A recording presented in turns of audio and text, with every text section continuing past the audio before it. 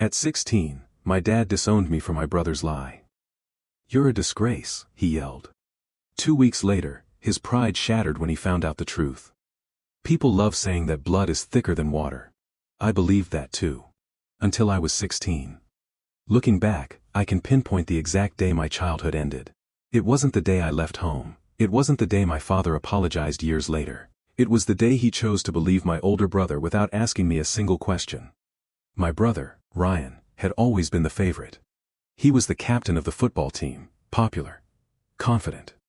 The kind of kid teachers described as full of potential. I was different. Quiet. More interested in books than parties. I spent weekends repairing old computers and saving money by fixing neighbors' laptops. Dad used to joke that Ryan was the son everyone noticed, while I was the son nobody had to worry about. At the time, I laughed with him. I didn't realize those words would eventually define how he treated us. The trouble started with a scholarship. Both Ryan and I had applied for a prestigious community leadership award. The winner would receive a full scholarship to one of the best private schools in the state. Ryan expected to win. Everyone did. Instead, I got it. For the first time in my life, I had achieved something my brother hadn't. Ryan congratulated me. At least on the surface. But something about his smile didn't feel genuine. Over the following week, he barely spoke to me. Then strange things started happening. $200 disappeared from my mother's emergency envelope. Dad's expensive watch went missing. Someone logged into Ryan's school account and submitted a prank assignment filled with offensive language. One by one, every problem somehow pointed toward me. I couldn't explain it. Neither could anyone else. Then everything collapsed. One Friday afternoon, I came home from school to find both my parents waiting in the living room. Ryan stood behind them with his arms folded. Dad wasn't angry. He looked disappointed. That somehow felt worse. Without saying much, he placed a small wooden box on the coffee table. Inside were his missing watch, the stolen cash, and a printed copy of fake messages that appeared to show me bragging online about stealing from my own family. I stared at the evidence in complete disbelief. I'd never seen those messages before. I tried explaining that someone had to be framing me. Dad cut me off before I finished. He believed the proof was undeniable. Ryan quietly added that he'd seen me sneaking into Dad's office a few nights earlier. That wasn't true. I hadn't even been home that evening. But my father never asked where I'd actually been. He never checked. He never questioned Ryan. Everything happened so quickly that I barely had time to process it. My father reached for my school backpack. He dumped everything onto the floor in front of everyone. Then he found what he was looking for. The missing cash. Folded neatly inside one of my notebooks. I felt physically sick. I knew I hadn't put it there. Someone else had. But how do you prove something isn't yours when it's literally sitting in your bag? You can't. My mother looked torn. She wanted to believe me. I could see it in her eyes. But she also couldn't ignore what was right in front of her. Dad didn't hesitate. He called me a disgrace to the family. He said I'd betrayed everyone who had ever trusted me. Then he pointed toward the front door. He told me to leave. And not to come back until I was ready to admit what I'd done. I remember standing there with a backpack, a few clothes, and nowhere to go. The strangest part wasn't the shouting. It was Ryan. He never looked at me, not once. He simply stood behind Dad, and watched me walk out. I spent that night on my best friend's family's couch, trying to convince myself this was all some terrible misunderstanding. Surely, once everyone calmed down, Dad would realize something didn't add up. He'd call. He'd ask questions. He'd come find me. He never did. 2 weeks passed. And then, everything my father believed began to fall apart. The first few days away from home felt unreal.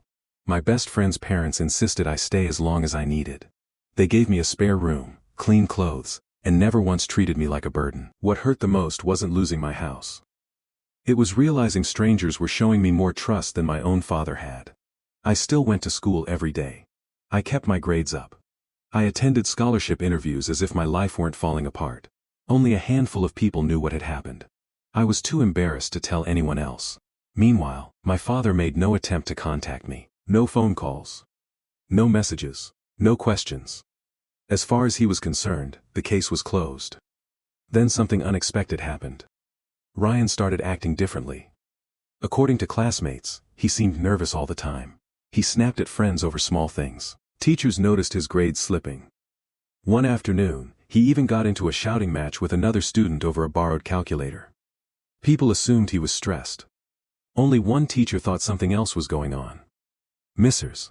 Bennett, the computer science teacher, happened to supervise the scholarship committee. She also knew I spent years helping maintain the school's computer lab. During one of the committee meetings, someone mentioned the fake online messages that had supposedly come from my account. Mrs. Bennett frowned. Something about them didn't make sense. She remembered how careful I was online. She also knew I was one of the few students who regularly explained cybersecurity basics to younger classmates. The language in those messages felt wrong. Instead of ignoring the feeling, she asked the school's administrator to review the login history connected to my account. The school wasn't trying to clear my name. They were simply verifying whether the scholarship recipient had violated school conduct rules. Within 2 days, the administrator discovered something unusual. The offensive messages hadn't been sent from my phone or my laptop. They'd been uploaded from a computer inside the school's media room. At a time when I had been sitting in chemistry class. Attendance records proved it. Security cameras proved it. I couldn't have posted them. The committee immediately launched a deeper review. Then they found something even stranger. Someone had logged into Ryan's account from that exact same computer only minutes earlier. At first, everyone assumed Ryan's account had been hacked too. But when they checked hallway security footage, only one student entered the media room during that time. Ryan. The footage showed him walking in, carrying his backpack. 15 minutes later, he walked out alone. No one else entered. No one else left. The scholarship committee quietly contacted the principal. The principal called Ryan into his office the following morning. No accusations. Just questions. At first, Ryan denied everything. He insisted he had simply been printing homework. Then the principal showed him the security footage. Next came the login records, then the timestamps. Finally, the IT administrator explained that deleted browser activity had been recovered from the computer. Search history revealed someone had been looking up phrases like, how to fake social media screenshots. How to plant evidence. Can deleted browser history be recovered? Ryan stopped talking. The room reportedly stayed silent for almost a full minute. Then, he broke. He admitted that losing the scholarship to me had made him furious. At first, he'd only planned to embarrass me. But once people started believing the lies, he kept going. He planted the money in my backpack while I was showering after basketball practice. He stole Dad's watch because he knew everyone would panic. He created fake screenshots using an online editing tool. Every step had been carefully planned. Not because he hated me. Because he couldn't stand the idea that, for once, I had achieved something he hadn't. The principal immediately called my parents. My father arrived expecting another routine school meeting. Instead, he walked into an office where every piece of evidence he'd trusted was being dismantled one fact at a time. By the time the principal finished explaining what had actually happened, my father's face had gone completely pale. For the first time in his life, he realized the son he'd called a disgrace had been innocent all along. My father didn't say a word in the principal's office. According to Mrs. Bennett, he simply sat there, staring at the table as the evidence was laid out in front of him. Every assumption he'd made, every accusation he'd shouted, every decision he'd defended, one by one, they collapsed. The principal wasn't interested in humiliating anyone. He calmly explained that the school's investigation had confirmed I had done nothing wrong. The scholarship committee had unanimously agreed that my award would stand. Ryan, on the other hand, would face disciplinary action for academic fraud, theft, and intentionally framing another student. My father reportedly asked only one question. Where is my son now? No one could answer. Because he had never bothered to ask before. That evening, he drove to my best friend's house. I wasn't there. I'd stayed late at the library preparing for final exams. When I returned, my friend's mother quietly told me someone had been waiting for nearly an hour. I looked through the front window. My father's truck was parked across the street. He was still sitting inside, engine off, head resting against the steering wheel. For several minutes, neither of us moved. Finally, he stepped out. He looked older than he had 2 weeks earlier. Not physically, emotionally. He started walking toward me. Then stopped halfway across the lawn. It was almost as if he wasn't sure he deserved to come any closer. For the first time in my life, my father looked afraid. Not of losing an argument. Of losing me. He apologized. Not with excuses. Not by blaming Ryan. Not by saying he had simply been trying to protect the family. He admitted something much harder. He confessed that he'd always expected more from me, because he believed I was the responsible one.